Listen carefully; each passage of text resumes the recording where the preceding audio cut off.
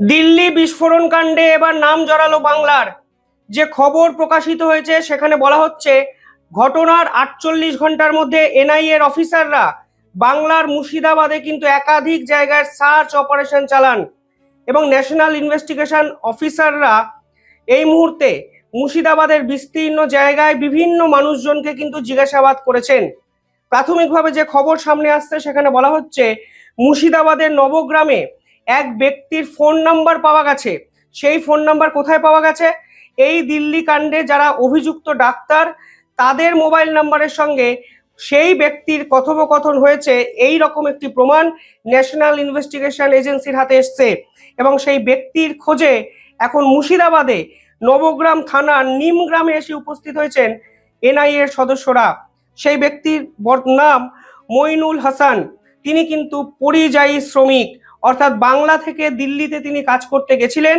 সেখানেই এই ব্যক্তিদের সঙ্গে তার পরিচয় হয়েছে এবং কোথাও না কোথাও এই ব্যক্তির সঙ্গে আসলে অভিযুক্তদের সম্পর্ক ঠিক কতটা গভীরে গিয়ে পৌঁছেছে সেই তদন্তে কিন্তু এনআইএ এর অফিসাররা এই মুহূর্তে বাংলাতে পাড়ি দিয়েছেন। নিঃসন্দেহে ভয়ঙ্কর খবর, কারণ ধারাবাহিকভাবে শেষ 1 বছর ধরে বাংলার একাধিক জায়গা কিন্তু জঙ্গি কার্যকলাপের সঙ্গে যে যুক্ত হয়ে যাচ্ছে তার প্রমাণ কিন্তু আমরা বারবার পাচ্ছি। আর দিল্লি বিস্ফোরণ কাণ্ডের মতো ভয়ঙ্কর এবং সাম্প্রতিক সময় সব থেকে ভয়ানক ঘটনায় বাংলার এক পরিযায়ী শ্রমিক যারা জঙ্গি সংগঠনের সঙ্গে যুক্ত, এই অভিযোগে যদি জিজ্ঞাসাবাদের আওতায় আসে তাহলে নিঃসন্দেহে কিন্তু বাংলার সিকিউরিটি নিয়েও বড়সড় প্রশ্নচিহ্ন উঠে যায়। দেখুন, ধারাবাহিকভাবে বাংলার নামটা কেন জড়িয়ে যাচ্ছে আমি একটু আপনাদের আরো একটা দুটো উদাহরণ দিই। 31শে ডিসেম্বর 2024 বাংলাতে সেদিন ভয়াবহ এক জঙ্গির সন্ধান পাওয়া গেছিল এবং সেই জঙ্গি শুধু একা নয়, তার সঙ্গে আরো এক সাগরেদ ছিল এবং তারা সরাসরি বাংলাদেশের আনসারুল্লাহ বাংলার সঙ্গে যোগ রেখে ভারতকে অশান্ত করার পরিকল্পনা করেছিল, যদিও ভারতের গোয়েন্দারা সেই পরিকল্পনা কিন্তু ভেস্তে দেয়। 31শে ডিসেম্বর 2024 কোথায় পাওয়া গেছিল? তাদের হদিশও কিন্তু এই মালদা মুর্শিদাবাদ এই অঞ্চলে কিন্তু পাওয়া গেছিল, যার একজনের নাম সাদরাদির ভাই এবং অন্যজনের নাম কিন্তু মুস্তাকিম।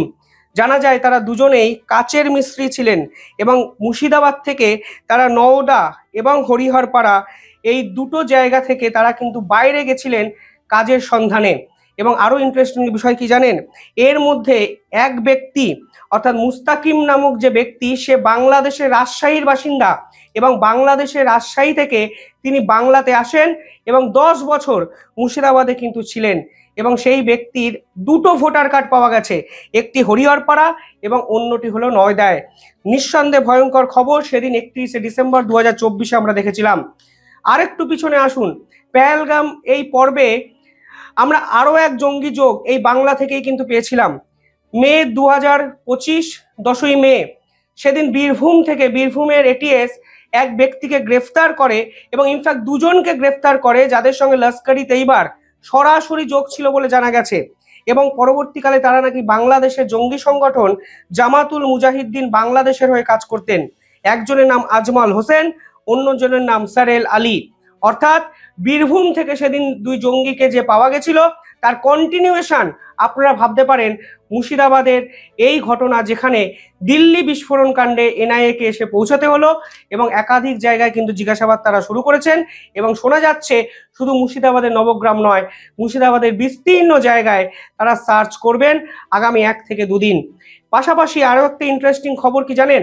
এই বাংলা যে আসলে জঙ্গি কার্যকলাপের সঙ্গে জড়িয়ে পড়ছে তার কিন্তু উদাহরণ আমরা এবছর ফেব্রুয়ারি মাসে দেখেছি, যখন national security adviser Ajit Doval বাংলাতে এসেছিলেন এবং বাংলার নির্দিষ্ট পার্টিকুলার জায়গাগুলোকে নিয়ে তিনি সিরিয়াস কনসার্ন রেজ করেন। পার্টিকুলারলি মালদা, বীরভূম, সাউথ 24 পরগনা এবং মুর্শিদাবাদ এই জায়গাগুলোকে কিন্তু ভারতের গোয়েন্দারা আতশ কাচের তলায় রেখেছিলেন, কারণ এই পার্টিকুলার জায়গায় নাকি অনুপ্রবেশের সংখ্যা বেশি। এবার দেখুন, অনুপ্রবেশকারী সংখ্যা বাড়া মানে এটা কিন্তু আমাদের সিকিউরিটির সঙ্গে সরাসরি threat. National security adviser Ajit Doval সেদিন কিছু সিরিয়াস প্রশ্ন করেছিলেন। তিনি বলেছিলেন, এই যে বাংলাদেশ থেকে অনুপ্রবেশকারী বারবার এখানে আসছেন, তাদের লোকাল সাপোর্টটা কে দিচ্ছে? কোনো না কোনো ভারতীয় তো এদের লোকাল সাপোর্টই দিচ্ছে। কারণ এরা যদি একটি জায়গা থেকে অন্য জায়গায় মুভ করতে চায় তাহলে এদের কিছু ডকুমেন্ট বানাতে হবে, সেই ডকুমেন্ট বাংলায় কে তৈরি করে দিচ্ছে, পাশাপাশি এদের লজিস্টিক্যাল সাপোর্টটা কে দিচ্ছে, ট্রান্সপোর্ট সাপোর্টটা কে দিচ্ছে। ফলে এই ধরনের একাধিক প্রশ্ন কিন্তু সেদিন অজিত দোভালের সফরের পর সিরিয়াসলি উঠেছিল। আর আজকে দেখুন দিল্লি বিস্ফোরণ কাণ্ডের মতো ধামাকাধার এই পর্বে আমরা পরিষ্কার বাংলা যোগকে ফের খুঁজে পেলাম, যা কিন্তু বাংলার সুরক্ষার জন্য অত্যন্ত ভয়ানক, ভয়ঙ্কর, এবং ভবিষ্যতে এর শেষ কোথায় সেই প্রশ্ন কিন্তু উঠে যায়। পাশাপাশি কালকে আসামেও কিন্তু একাধিক জায়গায় রেড করা হয়েছে। ইন্টারেস্টিং বিষয় হলো কালকে আসাম পুলিশ এক চাচাকে গ্রেফতার করেন। তিনি দিল্লি বিস্ফোরণ নিয়ে স্ট্যাটাস দিয়ে লিখেছিলেন ইলেকশন ইজ কামিং সুন, অর্থাৎ তার মনে হয়েছিল দিল্লি বিস্ফোরণ আসলে অন্তর্ঘাত।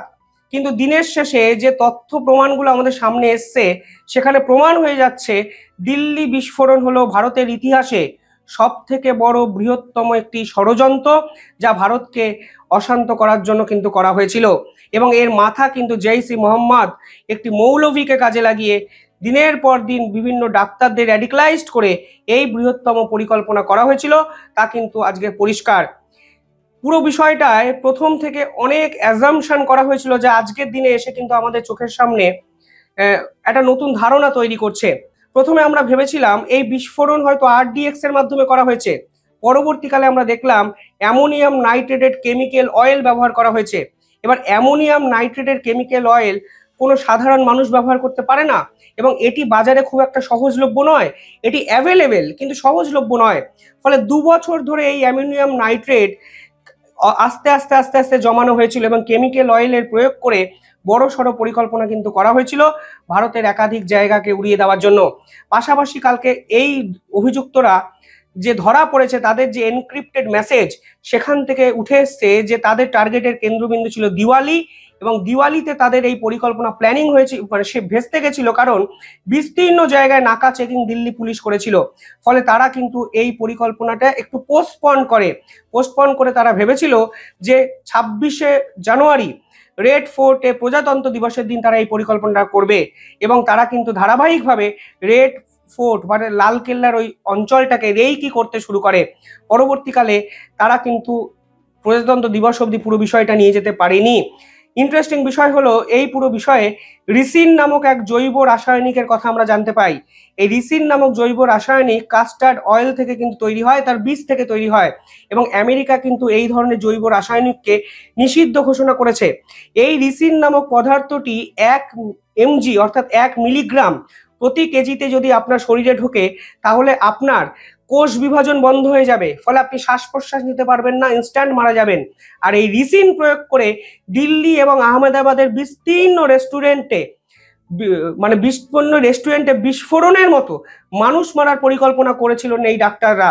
অর্থাৎ এই ডাক্তাররা আসলে সমাজে ডাক্তারের ছদ্মবেশী, শয়তান বললেও খুব একটা ভুল বলা কিন্তু হবে না। কখনো অ্যামোনিয়াম নাইট্রেট কেমিক্যাল অয়েল কিংবা কখনো রিসিনের প্রয়োগ, তারা আসলে ভারতকে অশান্ত করতে চেয়েছিল, ডিস্টেবিলাইজ করতে চেয়েছিল। আর আজকে দেখুন এই ডিস্টেবিলাইজ করার এই যে ষড়যন্ত্রমূলক প্রক্রিয়া, এই প্রক্রিয়ায় বাংলার নাম জড়িয়ে গেল, যেখানে বাংলার এক পরিযায়ী শ্রমিকের সঙ্গে অভিযুক্ত কারুর একটি কথোপকথন পাওয়া গেছে, যার সন্ধানে বাংলায় এই মুহূর্তে এনআইএর অফিসাররা। অর্থাৎ পরিস্থিতি ক্রমশ ভয়ঙ্কর হচ্ছে, একের পর এক তথ্য আমাদের সামনে উঠে আসছে। আরও আপডেট হলে আমি আপডেটেড ভিডিও আপনাদের জন্য নিয়ে আসবো। দেখতে থাকুন দ্য ইন্ডিপেন্ডেন্ট বেঙ্গল। ধন্যবাদ।